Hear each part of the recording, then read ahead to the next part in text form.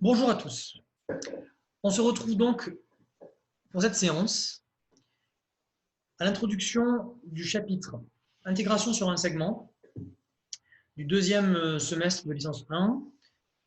Je suis donc ici en compagnie de la PTSI 2 du lycée Vauvenargues et j'aurais voulu commencer le chapitre par une brève introduction historique. Alors, l'intégration, évidemment, on l'a rencontrée depuis longtemps. D'un point de vue scolaire, on vous introduit l'intégrale en terminale, et puis dès le début d'année, on a besoin de l'intégration pour résoudre des équations différentielles. Et puis, on a besoin de l'intégration pour les techniques visuelles de calcul telles que l'intégration par partie et le changement de variable. Et donc, l'intégrale est un objet pour vous qui est déjà extrêmement quotidien, puisque vous l'avez déjà beaucoup manipulé en termes algébriques. Cependant, il faut savoir que l'intégration, c'est un outil, un problème mathématique qui occupe l'humanité depuis bien longtemps, et on peut dire même depuis le début des mathématiques. C'est presque un problème d'ordre philosophique. Donc j'aurais voulu qu'on en parle quelques minutes, de sorte à pouvoir comprendre les enjeux qui nous intéressent dans ce chapitre. Ce chapitre-là, c'est un chapitre qui revient aux racines de l'intégration. Ce n'est plus un chapitre de calcul.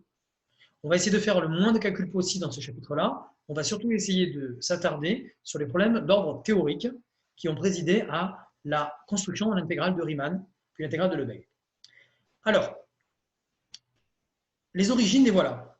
Les origines du calcul intégral, elles remontent au 5e siècle avant Jésus-Christ. Comme toujours, en fait, donc les mathématiques occidentales, telles qu'on manipule aujourd'hui, viennent de chez nos amis les Grecs. Et au 5e siècle avant Jésus-Christ, on trouve un philosophe qui s'appelle Zénon d'Élée et qui énonce dans un de ses manuscrits une série de paradoxes.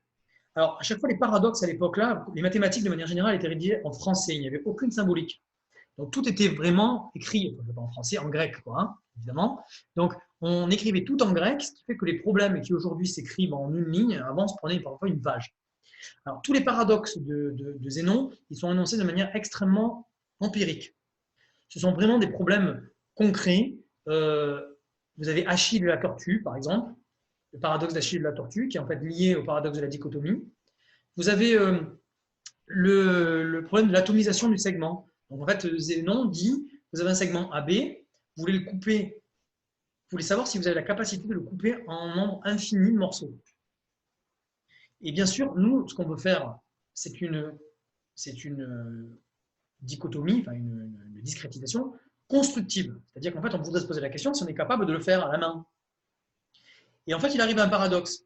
Parce que si on coupe un segment AB en infini de morceaux, de tous de même longueur, c'est quoi la longueur du morceau initial, du morceau atomique? Si c'est zéro, contradiction, parce qu'une somme de segments de longueur nulle, ça ne va jamais donner un segment de longueur non nulle. Et si chacun des segments a une longueur non nulle, alors contradiction, parce qu'en faisant la somme de ces segments en nombre infini, on obtiendrait un segment de longueur infinie. Donc, il est en train de dire que d'un point de vue constructif, on ne peut pas couper un objet en un nombre infini de morceaux. Donc, l'infini n'est pas atteignable d'un point de vue constructif. Et donc, en fait, c'est vraiment un problème philosophique, c'est-à-dire que l'infini n'est pas atteignable par la matérialité. Il va falloir le concevoir de manière rationnelle. Donc, ça devient vraiment un problème de philosophie qui va d'ailleurs être 2 siècles plus tard énormément travaillé par Aristote et qui va concevoir l'infini d'un point de vue philosophique. Alors, après Zénon, il y a Eudoxe de Cnide, qui lui s'intéresse beaucoup aux problèmes de géométrie. En fait, ce qui intéressait les gens à l'époque, c'est les calculs d'air et de volume. Périmètre, air et volume. Et en fait, ils se sont rapidement rendus compte que le périmètre du cercle et l'aire du disque étaient liés à un nombre qu'ils avaient défini comme étant, alors à l'époque il s'appelait pas pi, hein, parce que pi c'est une notation du Moyen-Âge, pi comme périmètre, mais à l'époque ils avaient défini un nombre qui était en fait, que Archimède avait défini, que Eudoxe aussi avait défini comme le quotient entre le périmètre et le diamètre. Il s'était rendu compte que s'il divisait le périmètre d'un cercle avec son diamètre, ils obtenaient un nombre plus ou moins constant, enfin indépendant en tout cas de la taille du cercle. Et ce nombre, ben, il pouvait l'encadrer en fait. Comment il faisait pour l'encadrer? Ben, il prenait le cercle et il l'encadrait entre deux polygones, par-dessus et par-dessous. Le Dox, il faisait comme ça des encadrements d'air. Il a défini ce qu'on appelle aujourd'hui la méthode d'exhaustion. Et comme ça, il était capable de montrer que le volume du cône et le volume de la pyramide, c'était un tiers de basse hauteur.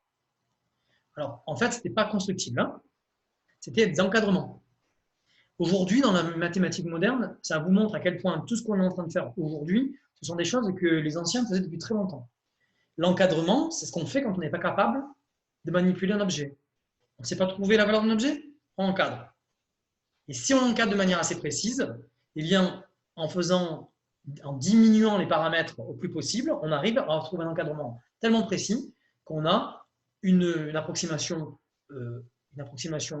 convenable de l'objet qu'on manipule. Donc les anciens faisaient vraiment ça, et par exhaustion, ils démontraient que le volume du cône de la pyramide, ça ne pouvait pas être plus grand qu'un tiers de basse hauteur, ça ne pouvait pas être plus petit, donc c'était égal. Quand Archimède est arrivé derrière, et c'est là que on va vraiment comprendre d'où viennent les intégrales, il a voulu aller plus loin que les travaux de Dox. En fait, il a récupéré, c'était 100 ans plus tard, hein, il a récupéré les travaux de Zénon et de Dox pour en fait mettre en place la méthode de quadrature. Quadrature par la méthode des pesées. En fait, il faisait quoi? Il prenait un disque, et pour calculer son aire, plutôt que de l'encadrer par des polygones extérieurs et intérieurs, il le découpait en fines tranches verticales qui étaient des petits rectangles. Il prenait des petits rectangles et il les accolait et il reconstituait comme ça un cercle en disant que les rectangles sur les côtés, ben, ils avaient des longueurs nulles, et puis plus vous vous rapprochez du centre, plus les rectangles avaient des hauteurs hautes. Et en faisant ça, et en faisant tendre la largeur du rectangle vers 0, eh bien, il obtenait une limite finie. Cette limite finie, effectivement, c'est pi, ce qu'on appelle aujourd'hui pi r carré. Il s'est rendu compte que c'était le fameux nombre pi qu'il avait défini comme le quotient du périmètre par le diamètre, multiplié par le rayon au carré. Donc c'était très très fort. C'était l'époque du Pythagore, donc le carré, on connaissait. Et il a généralisé cela pour démontrer le volume de la sphère, le volume de la boule plus précisément, 4 tiers de pierre cube. Il a fait exactement pareil, il a pris la boule, et il l'a coupée en fines tranches, et ces fines tranches étaient constituées de cylindres. C'est des petits cylindres qui avaient une hauteur très très petite, et en faisant cette somme infinie de volume, il obtenait le volume global de la sphère par approximation.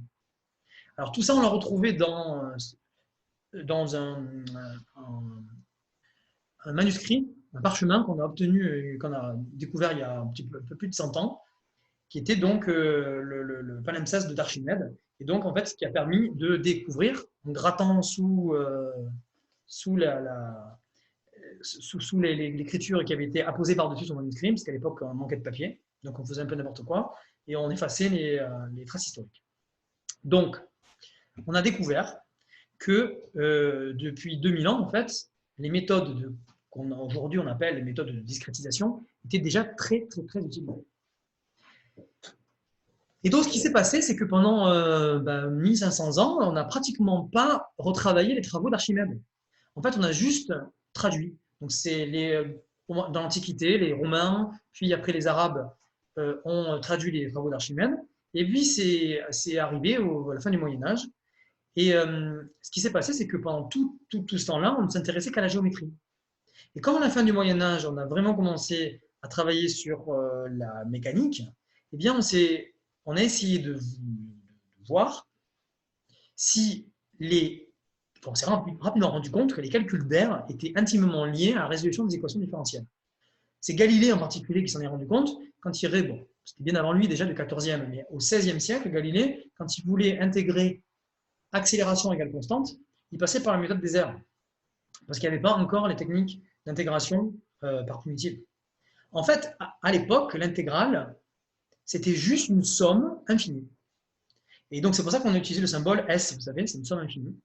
Et cette somme infinie, eh bien, il s'avérait qu'elle convergeait vers une valeur Cette valeur, on l'appelait l'intégrale. Enfin, on l'appelle aujourd'hui l'intégrale. À l'époque, on l'a appelé, par Pascal au XVIIe siècle, on l'a appelé somme continue. Et puis quand Leibniz est arrivé, Newton, et quand ils ont défini de manière plus propre le calcul infinitésimal, ils ont donné un sens à ce fameux dx qui répond au paradoxe de Zénon. Et la boucle est bouclée. Parce que dx, c'est un nombre qui est tout petit, qui est ni nul ni pas nul. Et grâce à l'existence de ce nombre infinitésimal, eh bien, on a réussi à donner un sens à l'intégrale de f de x dx. Et à définir, enfin, mais il a fallu attendre le 17e pour ça, le théorème fondamental de l'analyse qui indique que l'intégrale, c'est la réciproque de la dérivée. Mais c'est quelque chose de complètement, enfin, d'un point de vue historique, vous voyez, ça arrive comme un cheveu sur la soupe, comme souvent beaucoup en mathématiques. On définit des objets et on se rend compte a posteriori qu'en fait, ils se recollent à d'autres objets qu'on avait définis de manière totalement indépendante. La dérivation n'était pas du tout liée au calcul des aires. Calculer une vitesse, ça n'a rien à voir avec calculer une aire. Eh bien, en fait, grâce à la mécanique, on a réussi à recoller les deux et à se rendre compte qu'il y avait un lien d'ordre réciproque. Voilà. Alors, d'un point de vue extrêmement moderne, en fait, et ce qu'on va faire dans ce chapitre, il a fallu attendre 1850 pour avoir une belle définition de l'intégrale, c'est l'intégrale de Riemann. Et puis, pendant 50 ans, on a trouvé cette intégrale bien pratique, mais un petit peu fragile pour certains types de calculs, que vous verrez l'année prochaine en deuxième année. Et donc, l'intégrale de Lebesgue, mais qui est totalement hors programme de prépa, a été introduite en 1902 et a permis de résoudre ces problèmes-là. Voilà. L'intégrale de Lebesgue généralise l'intégrale de Riemann. Pour ce qu'on aura à faire dans ce chapitre, l'intégrale de Riemann va suffire. Voilà pour cette petite introduction historique. Alors, je reviens au chapitre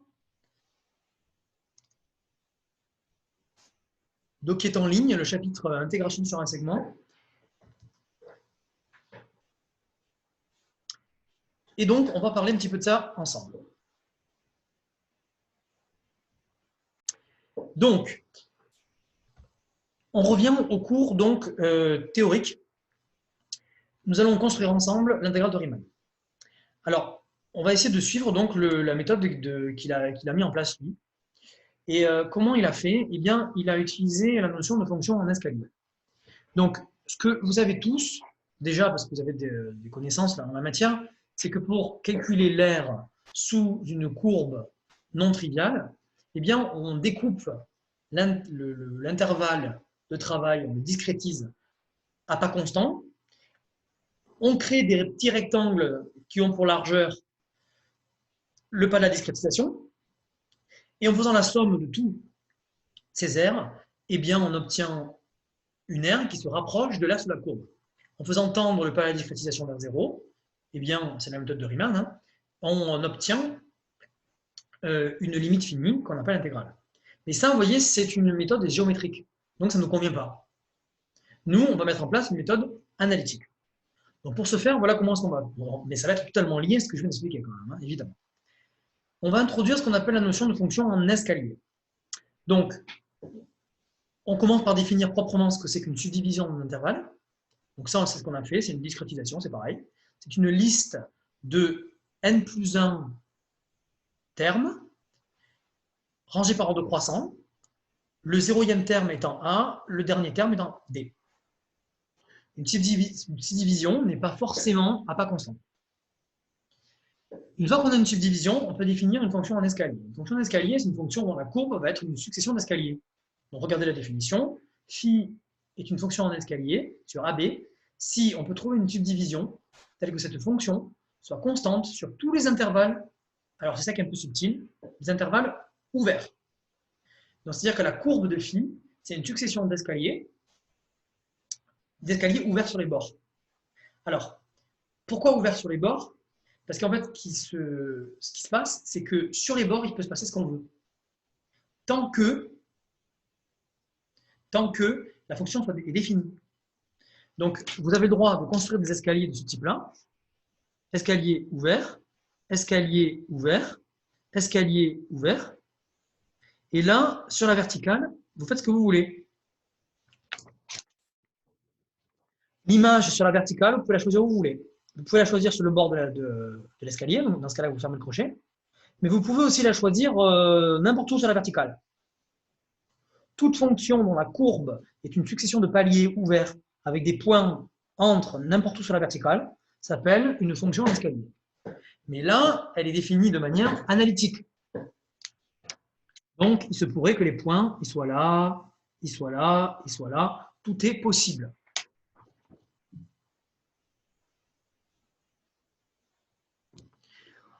Alors, une fois qu'on a l'ensemble des fonctions en escalier, qu'on note E de AB, eh bien, on a donc nos candidats pour permettre de définir proprement la somme des rectangles, la somme des aires des rectangles.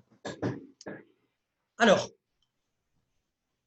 la subdivision n'est pas forcément régulière, hein, je le signale dans la suite. Je signale aussi que l'ensemble des fonctions en escalier est un sous-espace vectoriel de l'ensemble des fonctions. Bon, c'est pas hyper important à savoir, mais enfin bon, une combinaison linéaire de fonctions en escalier est en escalier.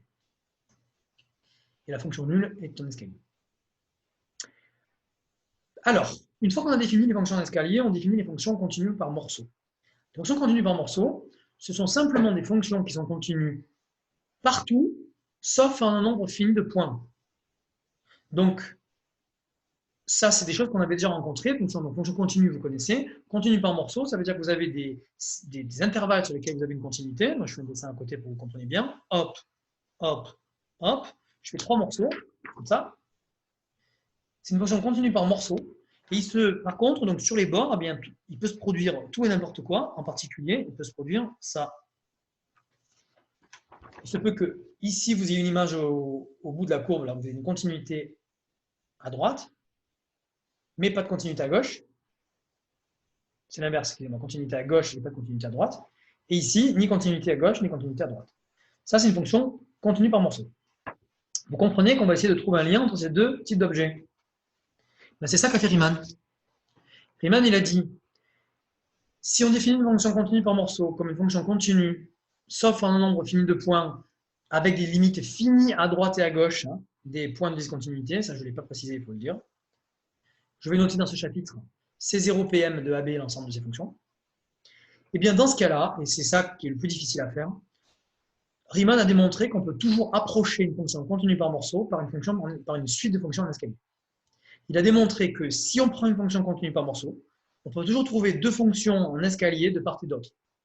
Une au-dessous, une au-dessus. Si maintenant ce que je vous dis, ça résonne avec l'historique que je vous ai donné tout à l'heure sur Archimède, vous vous rendez compte qu'en fait, on ne fait rien de nouveau, hein. On encadre. On encadre une fonction continue par morceau par 2 fonctions en escalier, mais regardez, il faut que la différence entre la fonction majorante et la fonction minorante soit plus petite que epsilon, et cet epsilon, il a été fixé avant. Donc pour tout x, phi moins psi, psi moins phi est tout petit. Le max de phi moins psi est tout petit. Ce qui veut dire qu'en fait, on est très précis dans l'approximation. Eh bien, ceci, la proposition, le théorème numéro 1, qu'on admet, est totalement équivalent au corollaire numéro 1, à savoir que une fonction continue par morceau peut toujours s'écrire comme la limite d'une fonction, d'une suite de fonctions en escalier.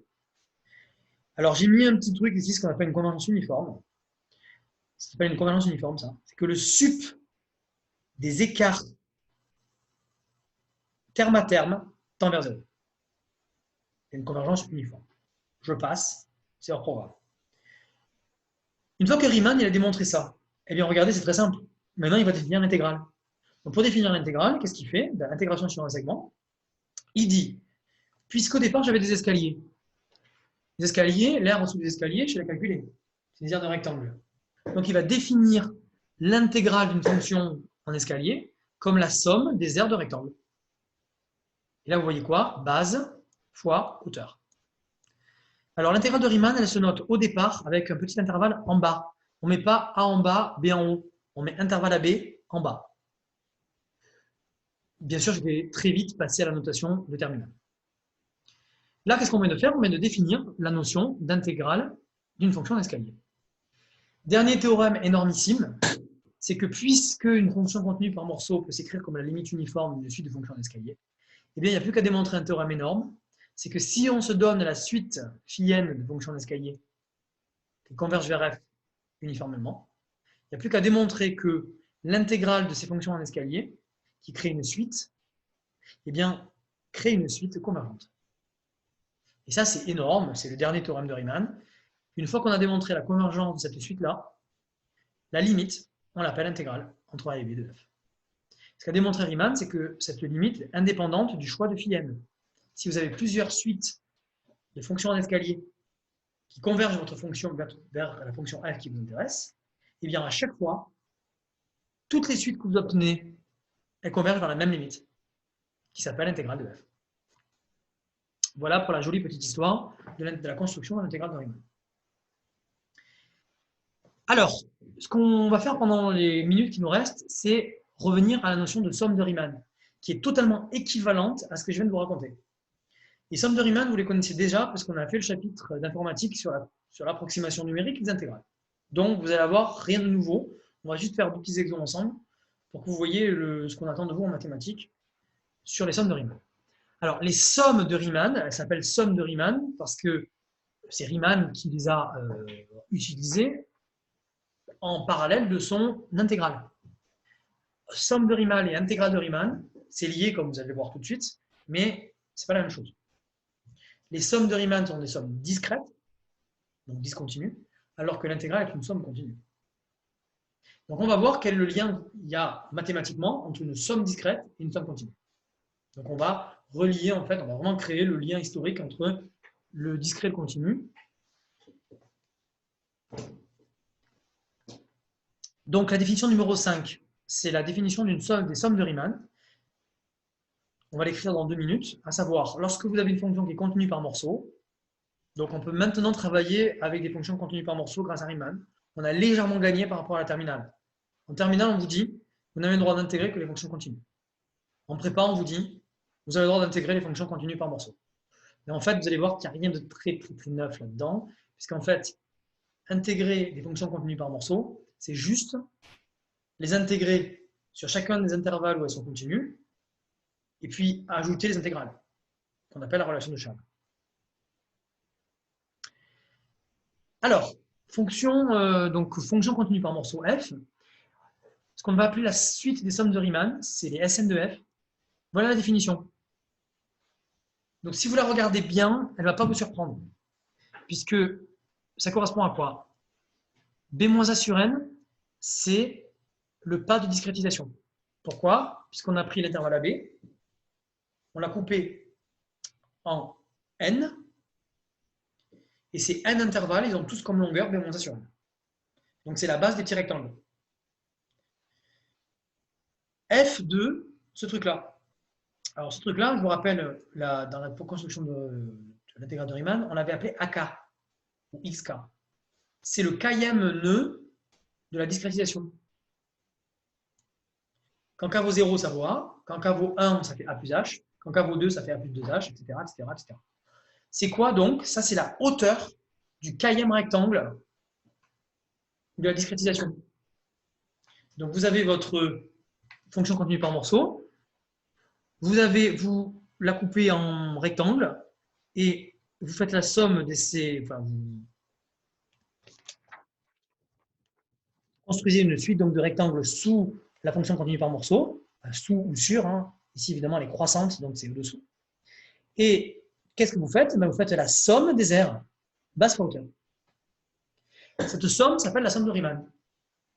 Et ce qu'a démontré Riemann, évidemment, c'est que cette somme-là, Sn de f, théorème de convergence, elle converge vers f. La seule hypothèse que vous avez vérifiée à chaque fois pour appliquer ce théorème de convergence, c'est la continuité par morceau. Si vous dites continu, et que la fonction est continue, évidemment, ça sera compté juste. Alors, ce théorème de convergence, c'est le théorème général. Ce qu'on va attendre de vous dans les exercices, c'est de l'appliquer dans un cas très particulier. C'est l'utilisation pratique du théorème de convergence qui est indiqué ici et qu'on va écrire tout de suite. L'utilisation pratique du théorème de Riemann, c'est de le faire dans le cas où A vaut 0 et B vaut 1. Auquel cas, la formule qui est écrite au-dessus, regardez ce qu'elle devient. B-A sur n, ça fait 1 sur n. Et A plus K B-A sur n, ça va vous donner 0 plus K sur n. Donc, à retenir sur le bout des doigts, la limite de cette somme, si f est continue par morceau, c'est l'intégrale entre 0 et 1 de f. Voilà comment est-ce qu'on lit une moyenne avec une intégrale. Je signale que ça, c'est la méthode des rectangles à droite. Il existe aussi la méthode des rectangles à gauche. La méthode des rectangles à gauche, c'est la même, mais où on n'attache pas les rectangles ici, mais si on les attache de l'autre côté. Donc, ça va donner mes petits rectangles verts.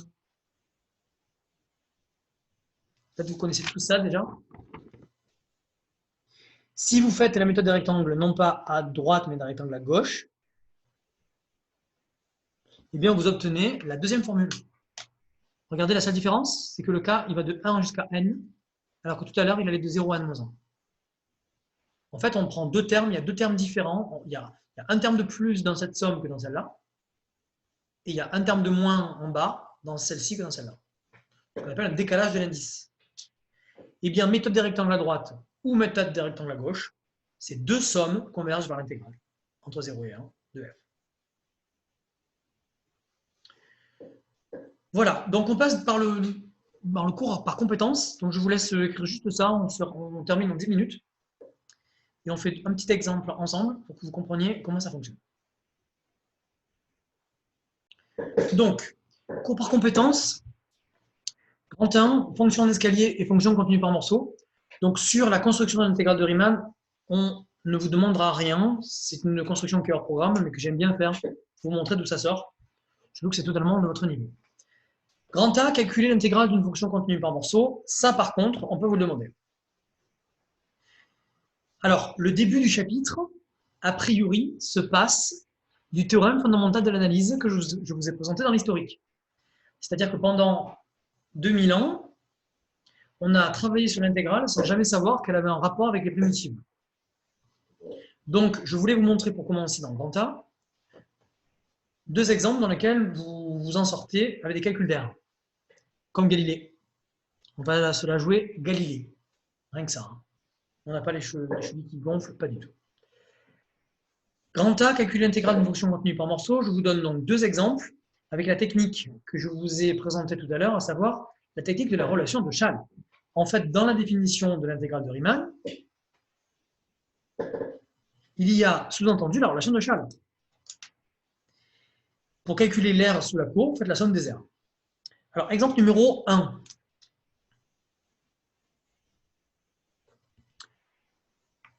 L'intégrale entre moins 1 et 2 de la partie entière de x, dx.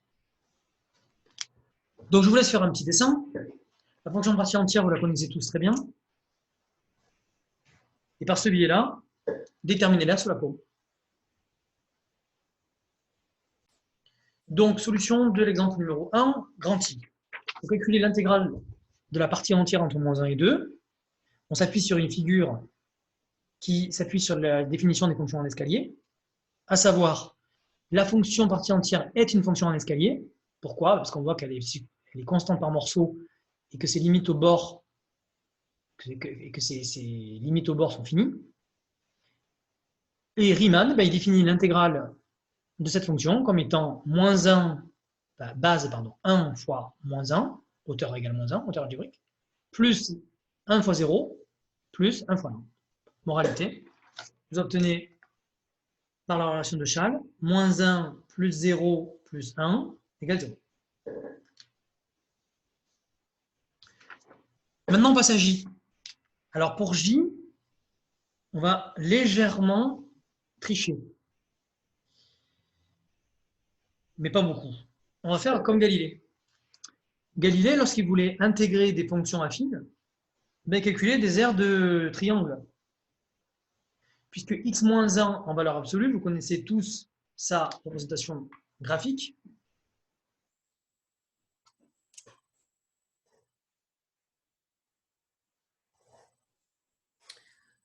Le V de la victoire. Mais par contre, le minimum ici, par translation, comme on a vu en début d'année, le minimum est atteint pour x égale 1. Voilà. Donc la courbe représentative de la deuxième fonction qu'on intègre, c'est celle-ci. Et on cherche à trouver la valeur de son intégrale entre 0 et 1. J'aurais pu d'ailleurs prendre 0 et 2. J'ai pris 0 et 1, ça aurait été plus intéressant de prendre 0 et 2. On fait 0 et 2. Pour faire 0,2, au moins on utilise la relation de Schall. Donc je définis J comme l'intégrale entre 0 et 2 de valeur absolue de x moins 1. Donc on cherche à trouver l'air sous la courbe entre 0 et 2. Alors évidemment, cette fonction-là n'est pas une fonction d'escalier. Donc a priori, ce qu'il faudrait faire, c'est qu'il faudrait l'approcher par une succession de petits escaliers. Mais d'un point de vue historique, ce serait absurde de faire ça. Puisque l'intégrale, c'était l'air sous la courbe. Autrement dit, ça sort tout seul. Vous avez ici deux triangles qui ont pour R basse fois hauteur sur 2. Donc 1 fois 1 sur 2 égale 1 demi. 1 demi pour celui-là, 1 demi pour celui-là. Donc d'après la relation de Schall, vous avez la valeur de l'intégrale J.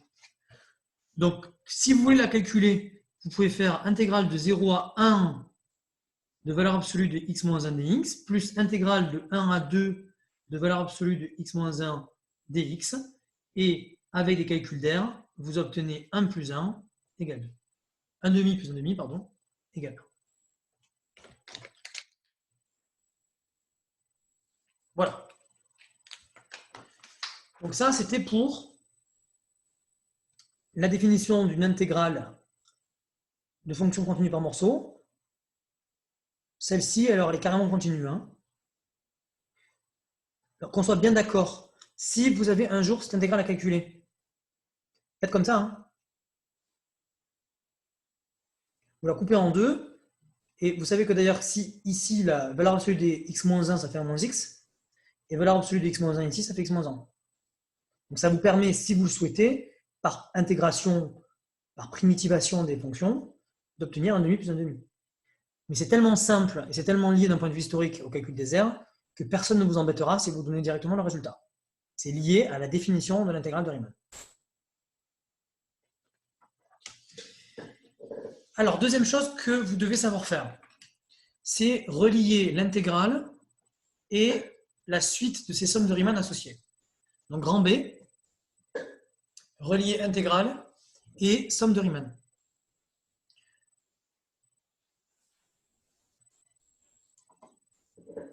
Donc, voilà le théorème 1 que je vous demande d'écrire et qu'on applique tout de suite dans une situation. Donc, c'est le cas particulier du théorème de somme de Riemann dans le cas où A vaut 0 et B vaut 1. Mais en fait, c'est toujours celui-là qu'on utilise en mathématiques. Pourquoi? Parce que dans le théorème de Riemann, dans la somme de Riemann, il y a 3 inconnus. Il y a le F, il y a le A et il y a le B. Le N, ce n'est pas un inconnu parce qu'il va tourner dans l'infini. Comme il y a 3 inconnus, pour les identifier, ça va être l'horreur. Donc pour vous simplifier la tâche, on prend toujours A égale 0 et B égale 1. Et donc on n'a qu'une seule inconnue à trouver, c'est la fonction F. On démontre qu'en fait on peut toujours se ramener à A égale 0 et B égale 1. Donc ce n'est pas une perte de généralité qu'on fait en énonçant ce théorème. En fait il est équivalent au théorème des sommes de Riemann. Voilà l'énoncé, soit f une fonction continue par morceau sur 0 à 1, alors les deux suites suivantes, définies sous forme de somme, ont une limite finie et convergent vers l'intégrale entre 0 et 1 de f. Donc, application de ce théorème sur plusieurs exemples.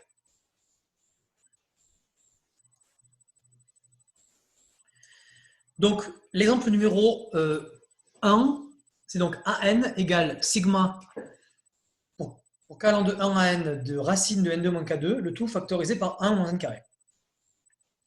Alors, l'idée, c'est quoi? L'idée, c'est simplement de faire apparaître dans cette somme-là une somme de cette forme-là. Vous voyez que la fonction f, elle a comme variable k sur n. Donc, la philosophie de ce genre d'exercice, c'est de faire apparaître de force, si c'est possible, k sur n partout. Alors, que faire ici pour faire apparaître k sur n? Ben, c'est facile. On factorise sous l'intégrale, sous la racine carrée, par n carré. Si on factorise par n carré, bing, il y a un k sur n qui sort. Donc, on se donne juste un exemple ensemble. Donc, an égale 1 sur n carré, sigma des racines de n2 moins k2. Vous l'avez écrite, c'est bon? Donc, je le travaille avec vous sous Word. Hop.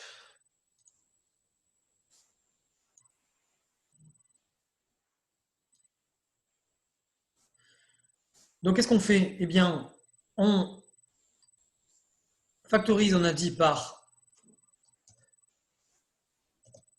on factorise par n carré sous la racine carrée. Ça fait sortir un n qui, quand il va sortir ici, va manger le n extérieur.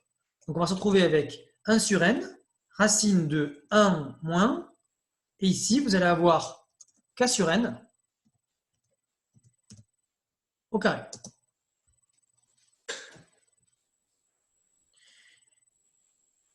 Ce qui est formidable, c'est qu'en fait, l'exemple a été choisi pour qu'il y ait un 1 qui apparaisse. Donc la fonction f, elle apparaît toute seule. Quand vous appliquez le théorème, vous devez à chaque fois vérifier les hypothèses. On pose f, l'application qui a x, qui a t, associe la fonction qui est ici, racine de 1 moins x carré.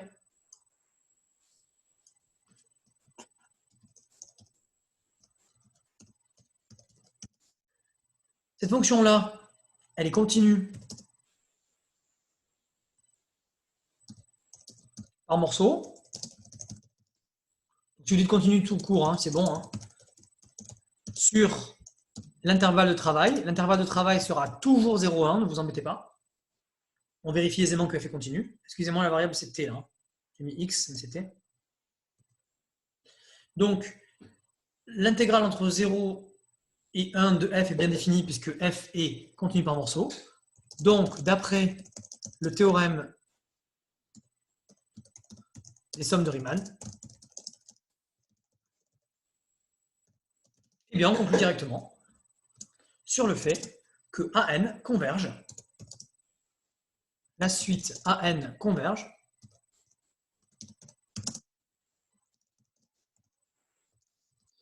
vers, eh bien, immédiatement, vous avez l'intégrale entre 0 et 1 de f. Et puis c'est tout.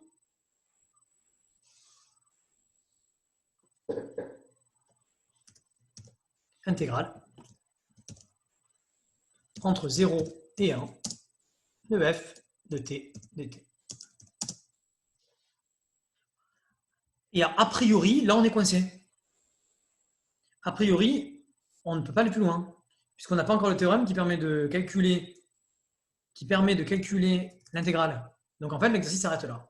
Mais bon, comme on est déjà très aguerri en intégrale, on peut la calculer cette intégrale. Donc on en déduit, nous, avec les moyens modernes, bien que je n'ai pas encore annoncé le théorème fondamental de l'analyse, qu'on peut donc calculer cette intégrale. Quelqu'un se rappelle comment on fait pour calculer cette intégrale? Un changement de variable. Exactement. Pour un changement de variable, u égale t carré, et on en déduit le calcul de cette intégrale. Voilà. On terminera le calcul ultérieurement.